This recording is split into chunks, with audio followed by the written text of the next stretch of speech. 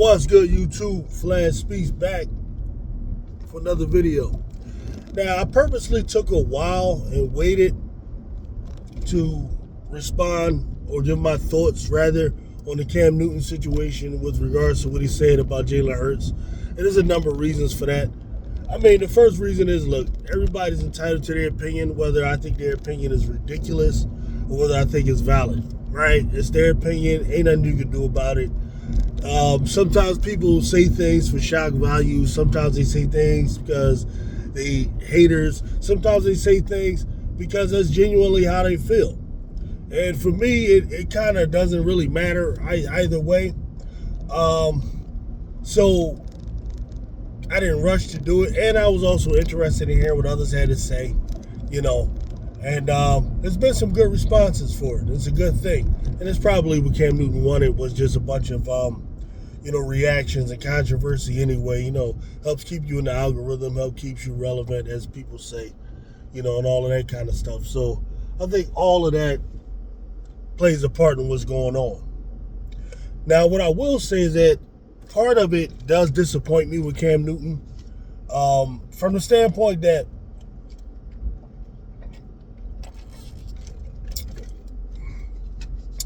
Jalen Hurts, to me, is the type of guy that I would think it'd be hard to kind of root against a lot, especially for a guy like Cam Newton, black quarterback and all of the things that the black quarterback has dealt with, all of the different things that Cam, I think, will admit that he dealt with, the different biases with him and so on. And to see Jalen Hurts play really a style very similar to Cam's, to actually, break through and win, to kind of then turn around and give some of the comments he's giving. I remember, man, Jalen Hurts, especially as a young quarterback, being interviewed and asked about different players, he looked up to and modeled his game after and stuff like that. And, I remember Cam Newton being one of those guys, that he mentioned. I recall early on in his career, played a game in Carolina. I think that was his first year as a full starter. And, he goes and he scores. And the first thing Jalen Hurts does is he salutes, gives an homage to Cam Newton by doing the Superman thing. And, the little joint Cam used to do in the end zone, Jalen Hurts does that, for Cam. Now, I don't know if Cam saw that or not, and I don't know if that means something to him or not. But for me, just from a sentimental point of view, it's like this guy has always given you your props and honored you. Why you would take this way towards him, this approach towards him, kind of blows my mind. Now, there's a part of it where maybe he just literally doesn't believe Jalen Hurts is that great. Could that be it? Well, I guess. But the only thing that makes it hard for me to kind of just accept that purely is him placing certain other players over Jalen Hurts. Like when you go and if you want to say what a lot of people are saying, that Hurts isn't as good as Mahomes, which I don't have a problem with. Then even when you add others, guys that I disagree with, like the Josh Allens, the Lamar Jacksons, the Joe Burrows, and so on, right? Even when you add those guys, okay, a lot of people is doing that. What you're going to do, if there's some general consensus amongst people, whatever, I'll let you have that, right? Even though I'll debate anybody about it, but I'll let you have that. But once you start talking outside the top 10, once you start talking getting carried by the team, once you start talking this type of language, now I got to wonder, what are we really doing, man? Is there something more to it? Now we start having to look at the realm of hate, in the realm of a bias against them and, all of that kind of stuff. Baker Mayfield's and come on, bruh. And guys like Jared Goff, it's stop it, man. You know what I mean? It's stop it. Then we gotta And then even the way when he made the comeback and he tried to use stats like 2,900 passing yards, right? This is the thing, that kind of gets me here. And this is the thing with stats and how people can be disingenuous with stats. What a lot of people will do, what a lot of guys that do this type of work, what they'll do is use stats to benefit like their argument and ignore certain stats when it doesn't benefit their argument. And it just makes you look really insincere. Like, for example, he'll say Jalen Hurts threw for 2,900 yards all total last year, right? They'll say that and then look at that like, ooh, he ain't get a lot of yards. But then ignore the fact that he had one of the highest passer ratings, okay? But then what a guy will do is, if the passing yards is high, then he'll look at the passer rating if it's low and use that. Like, a guy will use whatever stat he needs to use. He'll say, well, he only threw for X amount of touchdowns, but then ignore the fact that he might have rushed for another 15 touchdowns. As if the rushing touchdowns aren't aiding in the overall points scored by a team. All of these types of things is the nonsense you deal with when people are like judging these quarterbacks and making these assumptions, and for some reason it's extra when it comes to Jalen Hurts for some reason. And I kind of get where it comes from. Because I'm going to be honest with you. We all have some of these types of biases, even myself. Like, for example, there's certain quarterbacks I never liked much. I was never a big Drew Brees guy. I was never a big Drew Brees guy. I was never like definitely wasn't a Mark Sanchez guy. Jeff Garcia guy. And I can list the number. Brock Purdy, like, I don't like, and I kind of get it. I think for some guys, Jalen Hurts falls under the category of those guys. And by that I mean is, he doesn't fit that, the narrative of what a great quarterback looks like aesthetically. We talk about between 6'4" and 6'6", long friggin' arms or whatever. It's just stuff like that people look at. And I think subconsciously I do that. Like when I look at Brock Purdy, I'll say jokingly, he just looks like a little bitch to me out there trying to survive, and I'll doubt him. But one thing I will do, and I'll always tell y'all that, tell y'all this. Once a guy does certain things to prove me wrong, I shut the fuck up, okay? I don't kind of hold on to something. Like, let's say, for example, in a world where I'm not an Eagles fan and I'm the biggest Jalen Hurts detractor. And let's say I'm a Jalen Hurts detractor, right, in that situation. Once the guy wins the Super Bowl and is the Super Bowl MVP, I'm not talking about like went to the Super Bowl and stunk up the joint, but somehow his defense, covered him up or something like that. Once a guy wins the Super Bowl and then wins the Super Bowl MVP, I'm going to shut the fuck up. Like, even if I still have some reservations, I'm not going to voice them because you sound stupid. You sound stupid, dog. Like, that's the thing, And a lot of people don't have that with them, I guess, as part of their character. They hold on to hubris. They hold on to a lot of ego. They hold on to, like, this real fear of looking like you're wrong. But you don't have this fear of looking dumb. Because I'm going to keep it real with y'all. I think anybody that's arguing for a lot of these guys with Jalen Hurts just sounds stupid to me. You sound stupid to me because I don't get, like, what you're looking for in a quarterback, what you think a quarterback. I don't know if you understand what's important for a quarterback. Like, for example, why do you think passing yards is important for a quarterback? Like, that's an important stat. he didn't pass for 4,000 yards. What the hell does that matter? Especially in a situation where you won 14 out of the 16 games you played. If you won 14 out of the 16 games you played,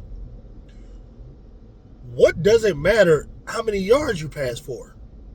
You pass for enough damn yards to win over 90% of your damn games. But you want to talk to me about how many yards you pass for.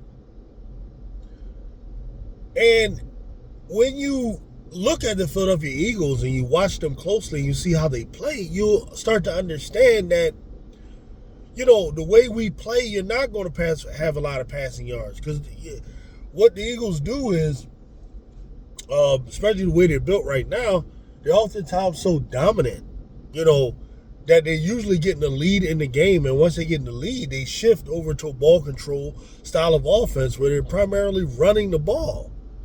And what are you going to pass the ball just to get yards? And then y'all turn around and you criticize what you call stat padding. It's like, y'all got to make a decision. Is it about winning or is it about stats? For me, it's about winning. Like always to me. Always, man. Because stats can be from stat padding. Stats can be from you taking advantage of like weak defenses. Stats can be so many things, man. They can be so many things. I'm looking at like so many other things, but before that, especially yards. Touchdowns I can kind of understand, but even then that can be deceiving here. Jalen Hurts doesn't pass for 30 touchdowns. Right, but the Philadelphia Eagles, when they get to the 2, when they're in the red zone, they get to the 2 and get to the 1, they have the most efficient play in all of sports, which is that quarterback sneak that we do. Okay? And all the Eagles would have to do is, the only difference between the Eagles and other teams is maybe Josh Allen or Mahomes or Lamar, maybe they're passing the ball in that situation. Right? That's the only difference. So, a lot of times, y'all are more impressed with 40 touchdowns at the end of the year without looking at the fact that 12 of them were from the 2-yard line or from the 1-yard line. Whereas with the Eagles, that'll be a rushing touchdown. So, y'all believe like that's more impressive. These are the things, that I look at and I'm like, that's why like I don't get into all it, because that stuff is dumb. To just look at a stat sheet. You got to look at what really happened. How was that stat? How did we get to that stat? I'm not impressed with a bunch of 1-yard touchdown passes. I don't see the difference between that and a quarterback sneak. At the end of the day, it's about winning. And that's kind of like my thing. Like, y'all dudes want to be, like, impressed with these quarterbacks and just putting up all these stats. And that's what you want to do, cool. I'm not going to argue with you, man. I'm just like, whatever. You know what I mean? Whatever. I'm not even going to call you a hater. I'm not going to call you none of that, man. I just feel bad for you when the Eagles come to play your team. That's all. You know what I mean? And what am I going to care about, man? What's important for a quarterback, as I've said many times as you follow me on the channel, is their ability to read, diagnose, the situations, react, know how to check out of plays, that they can make every throw. But I heard somebody say the other night, what Stafford over Hurts because he can make every throw on the field. What is make every throw on the field? What are you talking about? Right? Like, what franchise quarterback can't make every throw on the field? Why are you drafted if you can't make every throw on the field? Like, what is that stupid? Like, what does that mean? Stuff some of y'all be saying. I think just repeat stuff that you hear others say. What is that? Now, to give a real criticism of Jalen Hurts, it's not inaccuracy. He was never inaccurate. Even a year where he had 52%, it wasn't like you just missing receivers. You know, it was a combination of having bad receivers, being a rookie in a new damn offense that was not tailored around him. All right, and don't give me these other rookies who have these years like Jaden Daniels and all of that. Jaden Daniels was in a special situation. Now, he's a good player, but he was in a special situation with a Cliff Kingsbury who did what?